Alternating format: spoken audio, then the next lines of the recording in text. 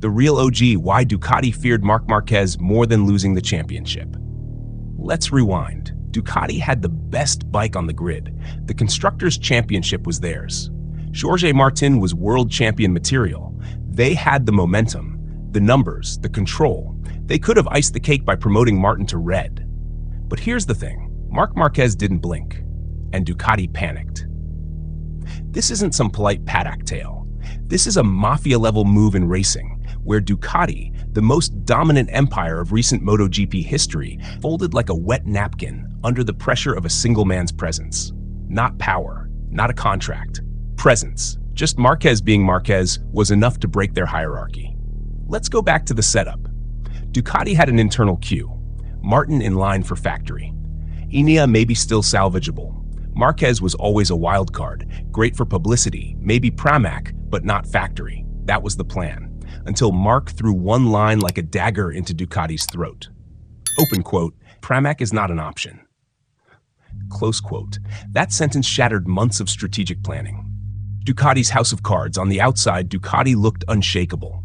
8 Desmosedices on the grid, team championships piling up, engines so refined they made others look prehistoric. But deep down, fragile. Because their biggest threat wasn't Yamaha, wasn't KTM, wasn't even Aprilia. It was Marquez. That's the part casual fans miss. Ducati didn't sign Marc to win more. They signed him so he wouldn't burn them down from the outside. They knew the horror story. Honda's ship was sinking, and yet Marc had dragged that thing to fight for top 10s when it should have been retired. No one else could have done that. They had the data.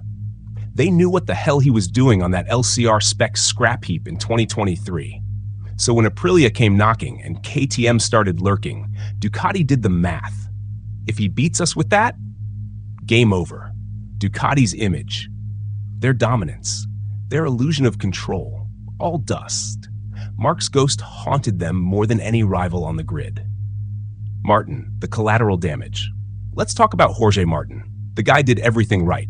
He went to war every Sunday. He was Ducati's sharpest sword in 2023. Everyone, media, fans, engineers, expected the factory seat. He even had the deal, 99% done. Then Marc went cold.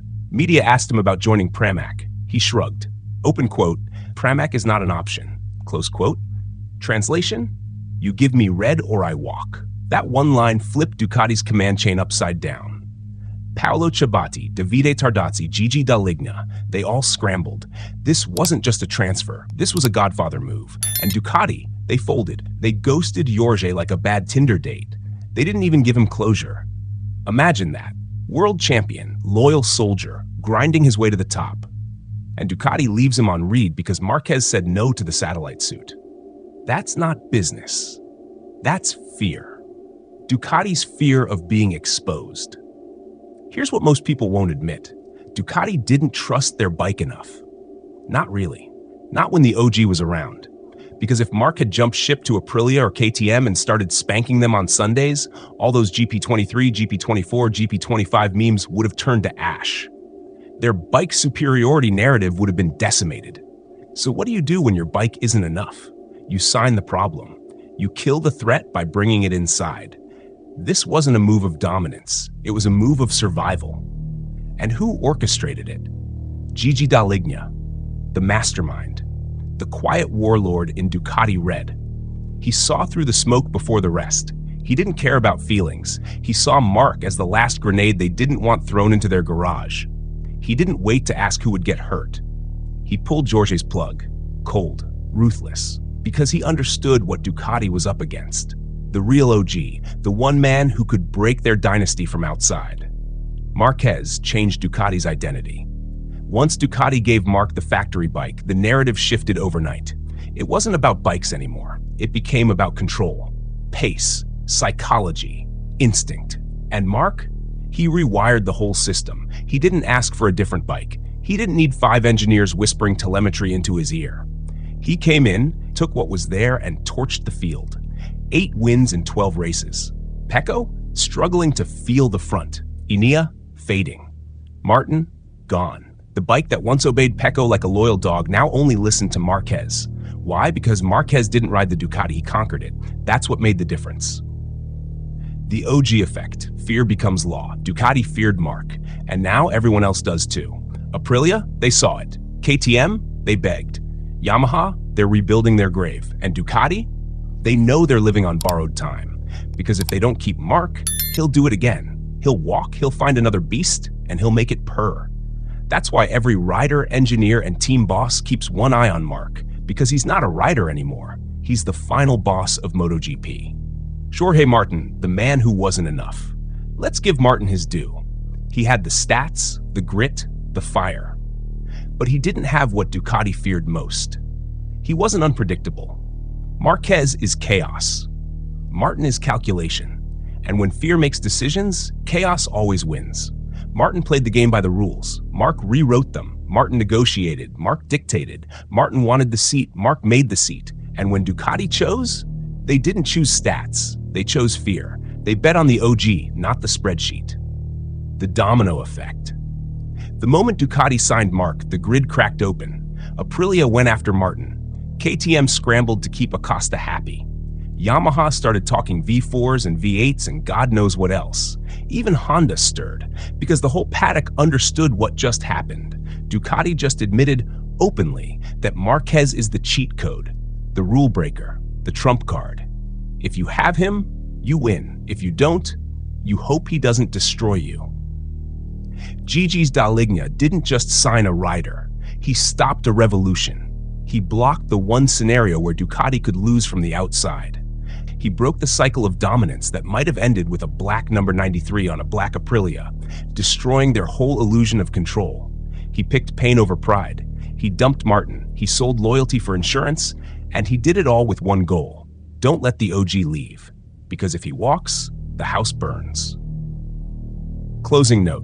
This isn't a story of Ducati's rise. This is a story of Ducati's fear.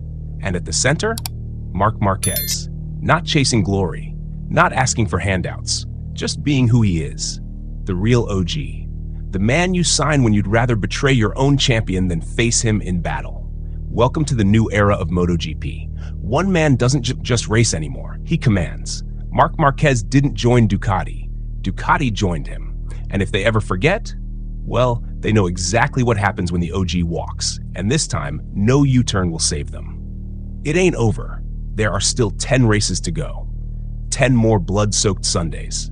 10 more high-stakes chess matches where Marc Marquez gets to remind the entire grid that this isn't a comeback story. It's a hostile takeover.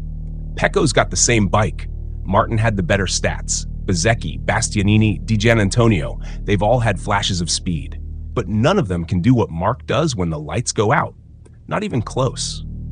Marc doesn't just ride the machine. He bends it, breaks it, rebuilds it mid-corner if he has to. This isn't racing. This is possession. Ducati gave him the keys to the kingdom, and he turned it into a weapon. Every lap is a war story. Every overtake is a warning. And with 10 races left, he's not slowing down. He's heating up. This isn't about points anymore. It's about proof. Proof that even when the machinery is equal, Marc Marquez makes the difference. Proof that Ducati's fear was justified. Proof that they'll do whatever it takes to keep him, even if it means burning every other bridge in the process.